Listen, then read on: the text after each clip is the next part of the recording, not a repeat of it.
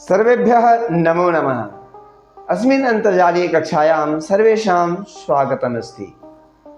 आइए आज की इस अंतर्जालीय कक्षा में हम सभी एक नए संधि विषय को लेकर उपस्थित हुए हैं।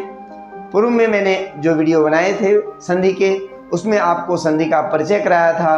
अब जो हम आप सबके सामने जो प्रस्तुत करने जा रहे हैं, एक एक करके एक एक संधि के बारे में विस्तार से बताने जा रहे हैं। तो आप बिना विलंब किए तैयार हो जाएं, सीधा बैठें, कमर सीधी करें और साथ ही साथ अपने उस परमपिता परमेश्वर का ध्यान करें और परमात्मा से प्रार्थना करें।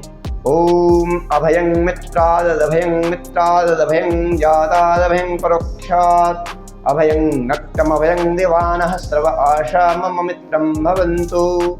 इस प्रकार से हम सभी परमात्मा से प्रार्थना करते हुए हम कक्षा का आरंभ करते हैं। बिना विलंब के आइए देखते हैं परसन्निकर्ष संहिता। दो वर्णों के मेल से, दो वर्णों के परस्पर मेल से जो विकार उत्पन्न होता है उसे ही हम सभी संधि के नाम से जानते हैं। संधि के प्रमुख तीन भेद हैं: स्वर संधि, व्यंजन संधि, विसर्ग संधि। जब स्वर के साथ स्वर का मेल होता है तो स्वर में जो विकार उत्पन्न होता है उसे हम लोग स्वर संधि के नाम से जानते हैं, स्वर संधि के नाम से जानते हैं। यदा स्वर वर्णेन सह स्वर वर्णस्य मेलनेन किंचित परिवर्तनं भवति तदा स्वर संधि भवति। तो स्वर संधि के जो पांच भेद हैं: दीर्घ संधि, गुण संधि, यन संधि, आयादि संधि, वृद्धि संधि। तो दीर्घ गुण यन आयादि वृद्धि, दीर्घ गुण यन आयादि वृद्धि, इसे याद कर लेंगे आप। दीर्घ गुण यन आयादि वृद्धि। तो आप दीर्घ गुण यन आयादि वृद्धि को क्रमशः याद कर लेंगे। और अब सबसे पहले हम लोग दीर्घ संधि को जानेंगे। दीर्घ संधि होता क्या है? अतः सवर्णे दीर्घ। सूत्र कहते हैं, सूत्र में पाणिनि जी कहते हैं कि पाणिनि मुनि जी कहते हैं, पाणिनि मुनि जी अष्टाध्यायी के प्रणेता हैं और व्याकरण शास्त्र के प्रणेता हैं, अतः उन्हें हम भूल नहीं सकते हैं। अकः सवर्णे दीर्घ, वो बताते हैं कि अक के बाद अकः स्थाने सवर्ण अच परतः दीर्घ भवति। तो अक क्या होता है? अ ई उ रि ली, और अच क्या होता है? ऐ औच। तो अकः सवर्णे दीर्घ कहता है, अक स्थाने सवर्ण दीर्घ भवति। अक के बाद यदि कोई समान वर्ण है, अ ई उ रि ली के बाद कोई यदि समान वर्ण है तो क्या होता है? दीर्घ हो जाता है। और दीर्घ कैसे होता है उसके लिए मैंने चार्ट बना रखा है। आप देखिए, पूर्व पद का अंतिम वर्ण, पर पद का प्रथम वर्ण, पूर्व पद का अंतिम वर्ण, इसे याद रखेंगे। यही कॉन्सेप्ट है। पूर्व पद का अंतिम वर्ण, पर पद का प्रथम वर्ण, दोनों में क्या होता है? विकार उत्पन्न होता है। अ या आ के बाद अ या आ हो तो आ हो जाता है। ई या ई के बाद ई या ई हो तो ई हो जाता है। ऊ या ऊ के बाद ऊ या ऊ हो तो ऊ हो जाता है। और री या री के बाद री या री हो तो री हो जाता है। तो इस तरह से आपको समझना है, आ ई ऊ री, यही दीर्घ होते हैं और यही दीर्घ संधि है और इन्हीं का विकार उत्पन्न होता है, यही विकार उत्पन्न होता है, इसलिए इनका नाम दीर्घ संधि कहलाया। विकारों को ध्यान में रखते हुए इस संधि का नामकरण किया गया, दीर्घ संधि।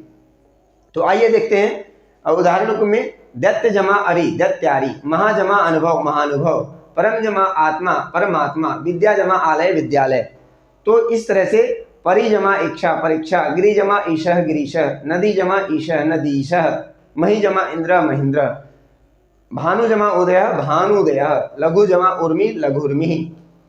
वधु जमा उत्सवः, वधुत्सवः, वधुत्सवः, वधुत्सवः।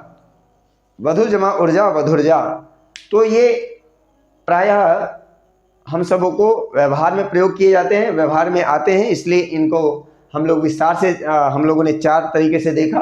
और जो ऋकारांत शब्द है यह बहुत कम व्यवहार में प्रयोग किए जाते हैं, अतः इनका हम लोगों ने तीन ही एग्जाम्पल रखा है यहाँ पर और बाकी के चार एग्जाम्पल हैं। इन एग्जाम्पल्स को देखकर, इन उदाहरणों को देखकर आप समझ जाएंगे कि दीर्घ संधि कैसे संपन्न होता है।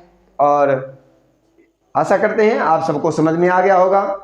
और अगली कक्षा में जब हम लोग उपस्थित होंगे तो गुण संधि के साथ उपस्थित होंगे, फिर यन, फिर आयादि, फिर वृद्धि।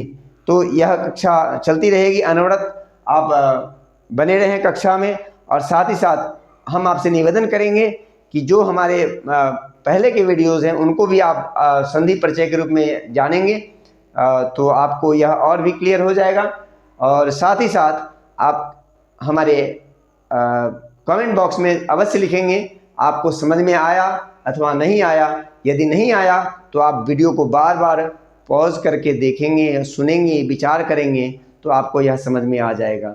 तो आशा करते हैं आपको समझ में आ गया होगा। और फिर से वही मेरा स्लोगन, जयतु संस्कृतम जयतु भारतम। संस्कृत की जय हो, संस्कृति की जय हो, और तभी हमारे भारत की जय होगी। तो तब तक आप स्वस्थ रहें, कुशल रहें, मंगल रहें। इन्हीं कामनाओं के साथ मैं अपनी वाणी को विराम देता हूँ। धन्यवाद।